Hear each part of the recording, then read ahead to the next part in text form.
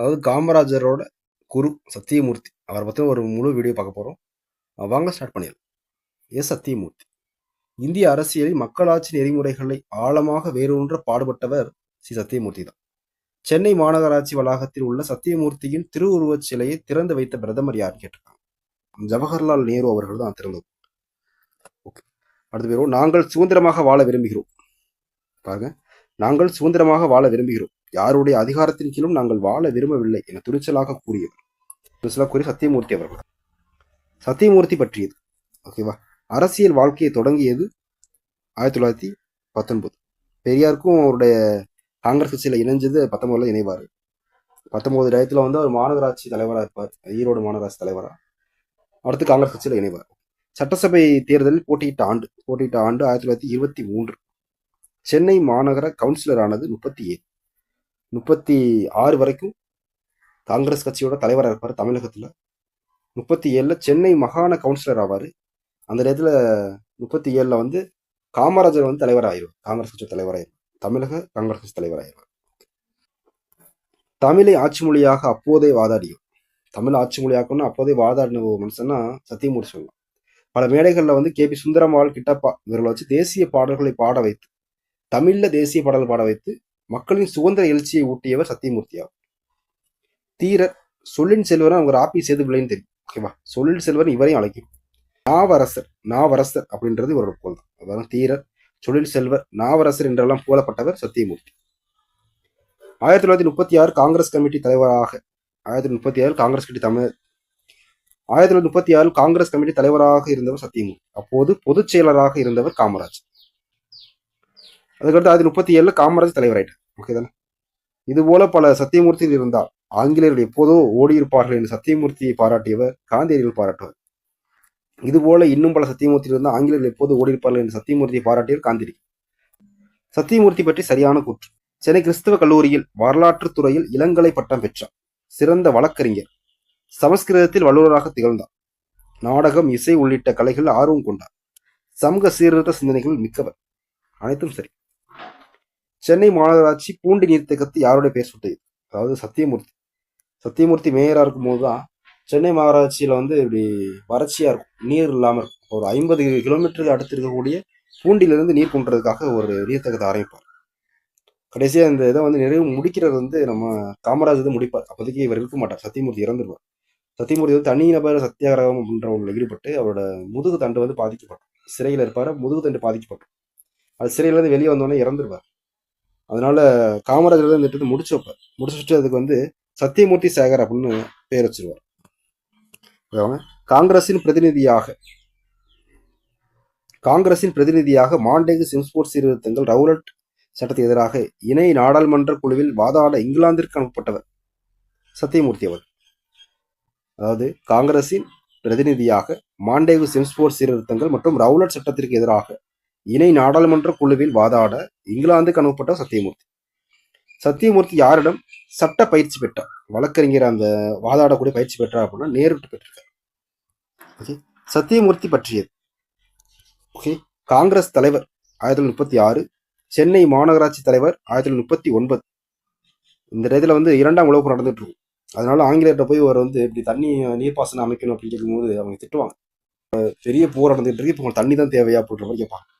அதோட இவரே தானே ஆரம்பிப்பார் அந்த வேலை. ஓகே தானே.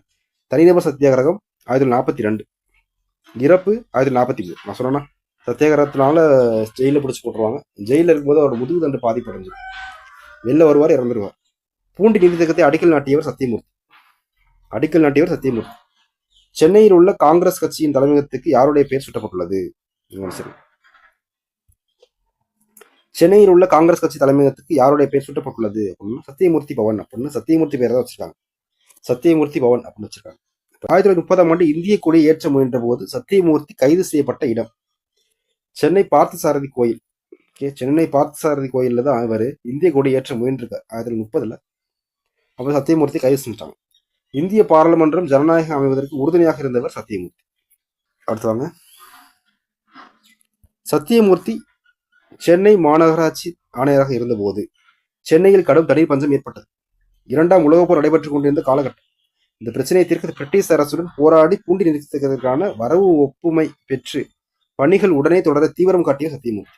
இந்த பிரச்சனைகளை தீர்க்க பிரிட்டிஷ் அரசுடன் போராடி பூண்டி நிறுத்தத்திற்கான வரவு ஒப்புமை பெற்று பணிகள் உடனே தொடர தீவிரம் காட்டிய சத்தியமூர்த்தி. அனைத்தும் சரிதான். ஓகே, காமராஜருக்கு ஒரு சிறந்த வழிகாட்டியாக திகழ்ந்தவர் சத்தியமூர்த்தி அவர்கள். தனிநபர் சத்தியாகிரகத்தில் ஈடுபட்டு சத்தியமூர்த்தி கைது செய்யப்பட்டு எந்த சிறையில் அடைக்கப்பட்டார்? இது வந்து தேவையான கொஸ்டின். அமராவதி சிறையில் அடைப்பாங்க. அமராவதி சிறை அப்படின்றது காமராஜருமே அமராவதி சிறைக்கு போயிருப்பார். எப்போ போயிருப்பார் அப்படின்னு பார்த்தீங்கன்னா, வெள்ளையணி வெளியேறு போராட்டத்தில் ஈடுபடும் போது காமராஜரே அமராவதி சிறையில் தான் முடிச்சு போவோம். காந்திரிகள் வந்து ஏராவாடா சிறையில் இருப்பார். எல்லாமே அந்த சிறைகள் பூராமே இம்பார்ட்டன்ட் தெரிஞ்சுக்கணும். ஓகே, காந்திரிகள் உப்பு சத்தியாகிரகத்தில் தமிழகத்தில் முன்னிலை நடத்தியவர் பாருங்க.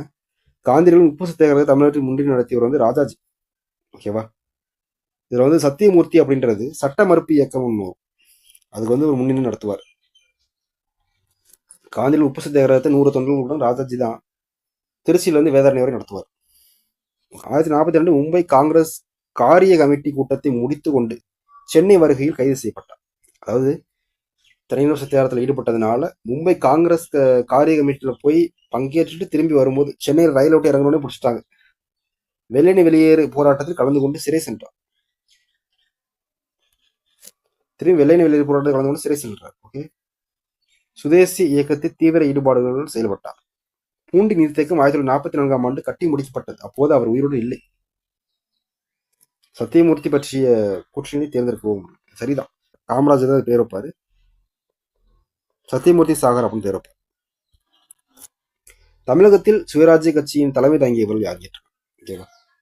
சுயராஜ்ய கட்சி அப்படின்றது மோதிலால் நேரு அவர்களும் சித்தரந்தாஸ் அவர்களும் ஆரம்பிப்பாங்க. ஜனவரி 1, 1923 ஆரம்பிப்பாங்க. ஓகேவா? புது வருடங்கள் 23 புதுசாக ஆரம்பிக்கிறாங்க கட்சி. சுயராஜ்ய கட்சி அப்படின்றது நம்ம சட்டமன்றத்துக்கு போய் அங்கே போய் நம்ம உரிமைகளை தட்டி கேட்கணும் அப்படின்னு சொல்லுவாங்க. ஆனால் இங்கே போனால் இவங்களோட எண்ணிக்கை, சுயராஜ்ய கட்சியோட எண்ணிக்கை குறைவாக இருக்கும். இங்கே ஓட்டு கணக்கெடுப்பு எடுக்கும்போதெல்லாம் சுயராஜ்ய கட்சியோட ஓட்டுகள் கம்மியாக தான் இருக்கும். ஓகே, சீனிவாசன் சத்தியமூர்த்தி இவர்கள் தான் தமிழகத்திலிருந்து சுயராஜ்ய கட்சி தலைமை தாங்கியவர். தனிநபர் சத்தியாகிரகத்தில் ஈடுபட்டு கைது செய்யப்பட்டு நாக்பூர் அமராவதி சிறையில் அடைக்கப்பட்டார். சரியானது. அமராவதி சிறைன்றது நாக்பூர்ல இருக்கு. பின்னர் முதுகுத்தண்டில் காயம் ஏற்படுத்தி அவதிப்பட்டு மார்ச் 28, 1943 சென்னை மருத்துவமனையில் 55 வயது காலமானார். சரியானது. இரண்டுமே சரியானது. அவ்வளவுதான். இது போன்ற வீடியோ நம்மளோட சேனலை சப்ஸ்கிரைப் பண்ணுங்க. விருப்பம் தெரியுங்கள், நண்பர்களுக்கு பகிருங்கள், கருத்தை பதிவேற்றுங்கள். இதோட பிடிஎஃப் லிங்க் என்னோட டெலகிராமில் இருக்கு. டெலகிராம் லிங்க் டிஸ்கிரிப்ஷனில் இருக்கு. அடுத்த வீடியோ சந்திப்போம். நன்றி.